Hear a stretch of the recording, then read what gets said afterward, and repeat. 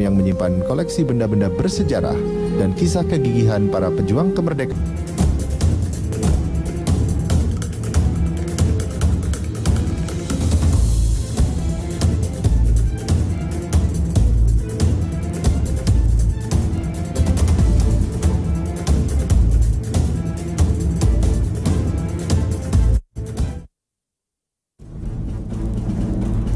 Pemerintah menaikkan dana bantuan untuk partai politik hampir 10 kali lipat dari Rp108 per suara menjadi Rp1.000 per suara. Dengan kenaikan ini, Partai Demokrasi Indonesia Perjuangan (PDIP) sebagai partai pemenang pemilu 2014 yang semula menerima bantuan Rp2,5 miliar per tahun bakal menerima dana bantuan hingga Rp23,7 miliar. Bahkan Partai Keadilan dan Persatuan Indonesia (PKPI) yang mendapatkan perolehan suara terkecil dalam pemilihan legislatif 2004 bakal mendapatkan 1,1 miliar per tahun dari sebelumnya yang hanya 123 juta per tahun. Dengan kenaikan dana bantuan untuk parpol, pemerintah akan menghabiskan dana Rp129 miliar per tahun dari 13,42 miliar per tahun yang dikucurkan untuk 12 parpol. Menteri Keuangan Sri Mulyani menegaskan bahwa kenaikan dana ini sudah sesuai dengan prosedur yang berlaku, sesuai dengan kajian Komisi Pemberantasan Korupsi. Bahkan, KPK mengusulkan angka yang lebih tinggi dari yang disetujui pemerintah, yakni Rp1.071 per suara. Diakui Sri Mulyani, kenaikan dana parpol ini akan membebani anggaran pendapatan dan belanja negara yang defisit. Namun, hal ini merupakan usulan KPK sebagai bagian dari upaya pencegahan dan pemberantasan praktek korupsi di tubuh partai politik. Menteri Dalam Negeri Cahyokumolo mengatakan, kenaikan dana bantuan untuk parpol tidak akan menjamin korupsi elit parpol akan berkurang, tapi setidaknya ada peningkatan anggaran untuk parpol.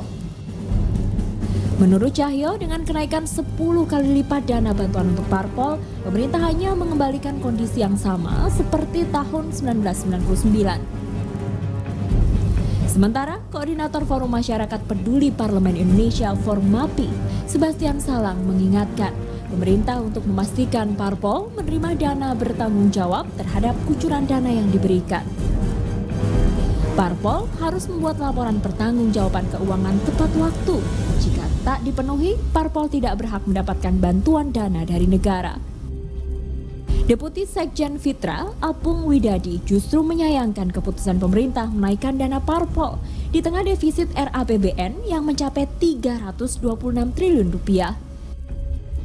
Menurut Apung, lebih baik anggaran tersebut digunakan untuk mengurangi defisit RAPBN tahun 2018 daripada untuk dana parpol.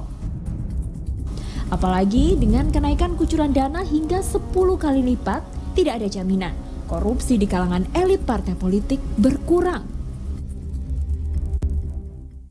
Ya pemirsa, di tengah perekonomian yang seperti ini, dunia usaha seret begitu ya, defisit anggaran, kemudian masyarakat yang dibebani dengan berbagai kenaikan harga, pungutan pajak dan lain sebagainya, ini tiba-tiba dana parpol dinaikkan 1000% atau 10 kali lipat. Tapi mohon bersabar, jangan emosi dulu pemirsa. Ini ditujukan agar para politisi ini diharapkan nantinya tidak korup atau tidak melakukan korupsi karena anggaran atau dananya sudah jelas gitu. Jadi tidak perlu mencari dana-dana dari sumber yang tidak jelas. Kami akan membahasnya saat ini pemirsa bersama narasumber yang sudah hadir. Ini ada Pak Supratman Andi Aktas, anggota Komisi 3 DPR RI. Selamat malam Pak. Selamat malam. Ya. Dan kemudian ada Pak Ferdinand Huta Hayan, jubir Partai Demokrat. Selamat malam. Selamat malam. Ada juga Pak Margarito Kamis, pakar hukum tata negara. Ya, malam. Selamat malam. Kemudian Ucok Skaikadafi, Direktur Center for Budget Analysis. Selamat malam. Malam juga. Iya. Ini kemudian tentunya ke Komisi 3 DPR RI ini dianggap tidak sensitif ini mungkin Pak bagi sebagian orang melihat ketika masyarakat seperti ini, kondisi seperti ini kok DPR maunya naikin anggaran saja begitu. Pertama, sebenarnya kalau kita mau jujur ya, bahwa kenaikan bantuan bagi partai politik sebenarnya tidak mengalami kenaikan berarti. Ini hanya mengembalikan, kan dulu zaman Ibu Mega itu 1000 rupiah. Kemudian di zaman Pak SBY kemudian diturunkan menjadi 108. Sekarang dikembalikan lagi ke 1.000. Menjadi 1.000. Nah, ya, ini itu permainan, tapi namanya naik juga ya, itu Pak, namanya kan anggarannya. maksud saya ini hanya mengembalikan pada posisi semula sebelum Pak SBY berkuasa. Ini yang dilakukan itu sekarang. Jadi dikembalikan. Dikembalikan. Nah, yang kedua, sebenarnya saya tidak terlalu tertarik untuk membicarakan menyangkut besaran bantuan partai politik dengan nilai sekitar 125 miliar dari seluruh total bantuan politik yang diarahkan kepada partai politik yang ada sekarang. Kenapa? Karena dengan asumsi katakanlah seperti Partai Gerindra ya, itu dengan angka kurang lebih sekitar 12 sampai 13 miliar. Itu untuk membiayai, itu kan bantuan dana partai politik dalam undang-undang partai politik itu wajib digunakan untuk 3 hal. Tetapi yang paling besar porsinya adalah bagaimana kemudian ada kaderisasi yang berkelanjutan, berjenjang dan berkelanjutan, itu yang harus dilakukan. Yang kedua, membiayai operasional partai politik dari sisi sumber yang lain, itu akan sangat kecil kemungkinannya. Kan sumber pembiayaan partai politik ada 3, iuran anggota, kemudian sumbangan pihak ketiga, dan yang terakhir adalah dari APBN. Kita bisa bayangkan kalau kemudian sumbangan pihak ketiga yang lebih besar, itu artinya nanti seluruh keputusan-keputusan politik yang akan diambil di DPR, itu pasti ada titipan-titipan, dan itu sangat berbahaya. Dan oleh karena itu menurut saya, ini bukan soal setuju atau tidak naiknya, karena itu kan nanti soal keputusan partai politik masing-masing, termasuk DPP Partai Gerindra pasti akan mengambil sikap pada akhirnya. Nah, oleh karena itu menurut saya yang paling penting sekarang adalah bagaimana kemudian kita harus mengakhiri korupsi politik yang selama ini selalu menjadi sorotan di publik. Nah, kita coba mencontoh negara-negara yang memberikan bantuan bantuan kepada partai politik. Meksiko kemarin kita berkunjung ke sana itu 70% loh dibiayai oleh APBN mereka. Kemudian Jepang sampai hari ini itu 50%. Nah, ya, tapi jangan bandingin Jepang lah Pak ya, kejauhan ya Pak ya. Kondisi ekonominya juga beda ya Pak ya, APBN-nya beda Pak. Sama, kita lagi berdarah begini Pak. Maksud saya gini loh. Kan kita katanya bahwa ada korupsi politik begitu tinggi. Saya setuju bahwa, nah kalau kita mau mengakhiri ini, maka kemudian negara harus memikirkan itu. Negara yang harus menanggung supaya jangan sampai bancakan-bancakan terhadap APBN itu semakin menjadi-jadi. Jadi dengan yang baru ini, maka partai politik jumlah total bantuan sampai berapa? 1 triliun ya Pak ya? Seluruh ini kan bukan 125 miliar. 125 semua. Seluruhnya. Setelah naik ini. Iya, setelah naik. Cuman 125 kecil miliar. Itu, Pak, kecil sekali. Padahal korupsinya satu orang bisa 500 M Pak di Mega IKTP itu Pak.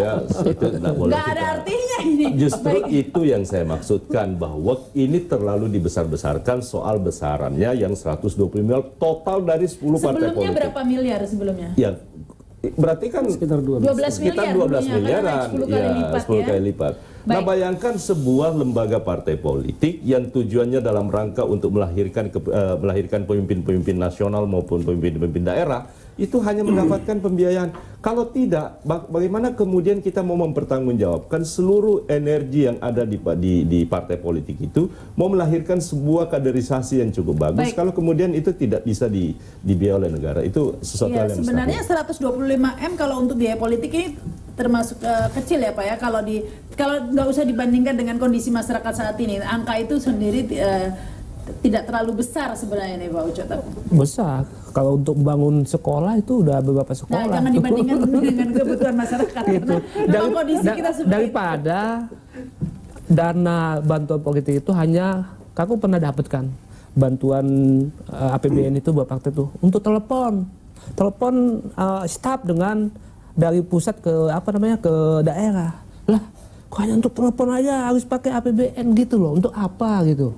Hanya itu salah satu contoh. Tadi kan sudah dijelaskan Pak ya, ini kan agar mencegah korupsi politik begitu ya, karena di negara-negara lain sudah sebetulnya nggak ada hubungannya antara bantuan dari APBN ke partai politik, nggak ada hubungannya.